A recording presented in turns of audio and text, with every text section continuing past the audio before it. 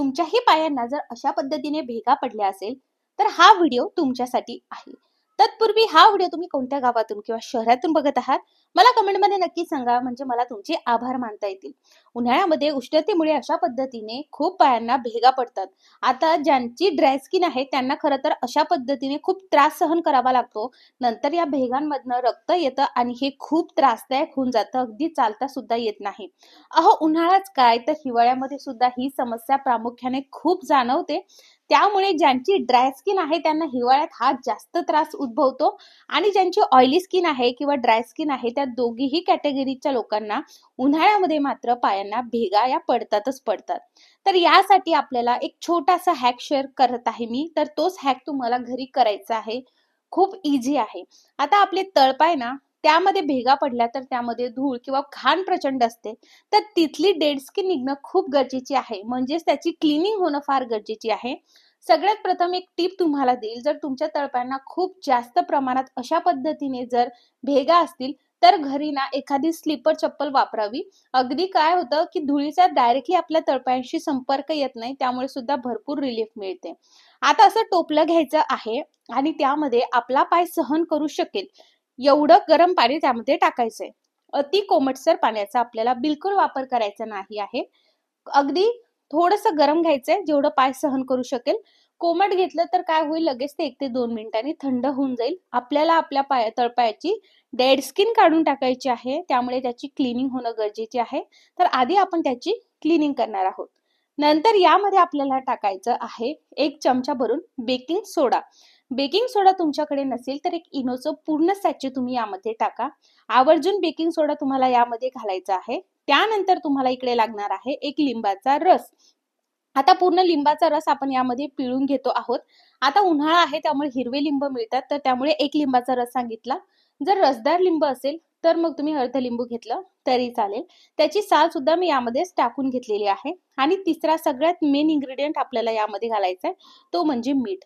मीठ हे आपण भाजीमध्ये आपल्या भाजीची चव तर वाढवतोच, पण त्या पद्धतीने क्लिनिंगसाठी मीठ हे खूप छान असतं, त्यामुळे आपण 1 चमचा मीठ टाकलं आहे। बेकिंग सोडा आणि मिठाचं प्रमाण आपण समप्रमाण ठेवलेलं आहे। आता हे व्यवस्थित मिक्स केलंय, गरम पाणी असल्यामुळे हे लगेच डिझॉल्व झालं।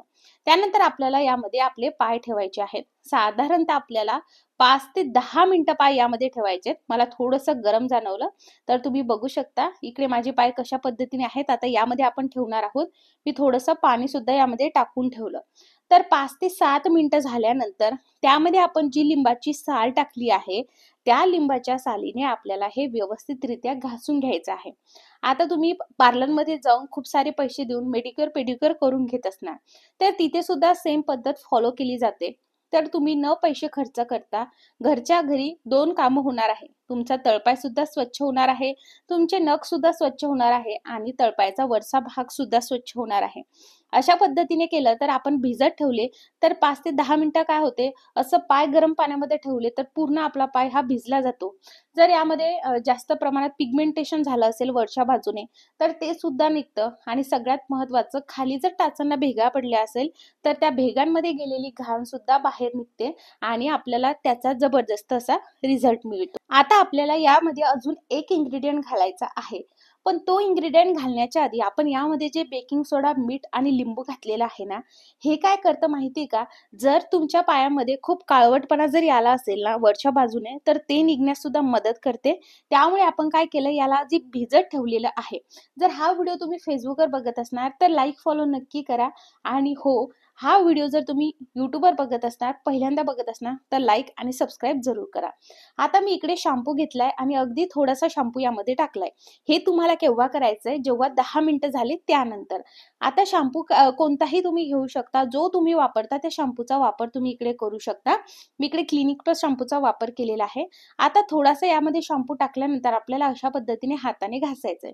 जर तुम्ही कम्फर्टेबल असाल तर जुना टूथब्रश तुमच्याकडे असेल तर त्याने सुद्धा तुम्ही ज्या खालच्या बाजूने टाचाला भेगा पडल्या आहेत त्या घासून घेऊ शकता, जर तुम्हाला आग होत नसेल तर। किंवा मग अशा पद्धतीने हाताने चोळू शकता, किंवा मग एखादा सुती रुमाल असतो बघा, सुती रुमालने सुद्धा तुम्ही हे करू शकता। किंवा एकदम सॉफ्ट अशी घासणी भेटते त्याने सुद्धा करू शकता. आता तुम्ही बघू शकता मी काय करत आहे, तर सालीनेच हे व्यवस्थितरित्या घासून घेते आहे अशा पद्धतीने. आणि घासल्यानंतर तुम्ही बघू शकता पूर्ण तळपायची घाण निघून गेली आहे. एकदम जबरदस्त आहे. तुम्ही बघू शकता रिझल्ट मी एकदम जवळून तुम्हाला दाखवते आहे. पूर्ण तळपाय स्वच्छ होतो. आणि असं स्वच्छता केल्यानंतर जर उन्हाळ्यामध्ये फार धूळ येत असते आपल्या घरामध्ये ना, तर अशा वेळेस जर तुम्ही घरामध्ये सुद्धा स्लीपर वापरली आणि खूप पायांना भेगा असतील, तर तुम्हाला खरं खूप छान पद्धतीने त्याचा रिझल्ट मिळतो. सो दोन्हीही पाय बघा मी स्वच्छ केलेत आणि टाचांच्या भेगा ज्या आहेत त्या अगदी व्यवस्थितरित्या क्लीन झालेल्या आहेत. ही क्लिनिंग आपल्याला करणं खूप गरजेचे आहे. हे तुम्ही डेली करू शकता किंवा हप्त्याभरातून तुम्हाला कंपल्सरी 3 वेळा तर हे करायचं आहे.